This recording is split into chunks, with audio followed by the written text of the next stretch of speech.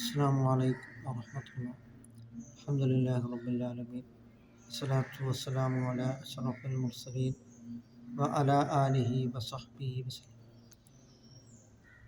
ശുദ്ധ ഇസ്ലാം ഒരിക്കലും ജിഹാദിനെ പ്രോത്സാഹിപ്പിക്കുന്നില്ല.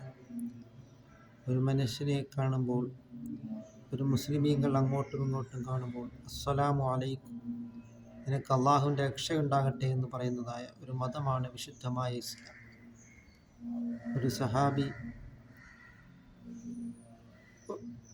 ഒരു സഹാബിയായ മനുഷ്യൻ ഒരു യുദ്ധത്തിൽ ഒരു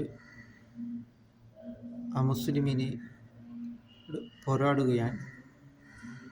മുസ്ലിമിനുമായിട്ട് യുദ്ധം ചെയ്യുന്നതായ സന്ദർഭത്തിൽ ആ മുസ്ലിമായ മനുഷ്യൻ യുദ്ധത്തിൽ തോക്കാറായപ്പോൾ ലാ ഇലാഹ ഇല്ലല്ലാഹ് എന്ന് പറയുകയുണ്ട്. അപ്പോൾ ഈ സ്വഹാബി അദ്ദേഹത്തെ കൊല്ലുകയാണ് ചെയ്തിട്ടുള്ളത്. ഇത് നബി സല്ലല്ലാഹു അലൈഹി വസല്ലം തങ്ങൾ അറിയുകയുണ്ടായി. അപ്പോൾ നബി തങ്ങൾ പറഞ്ഞത്,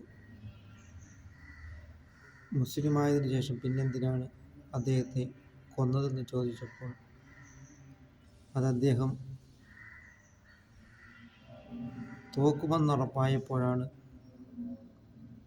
കലിമ ചൊല്ലിയതെന്നാണ് നബി സല്ലല്ലാഹു അലൈഹി വസല്ലം ഈ സഹാബി പറഞ്ഞിട്ടുള്ളത്.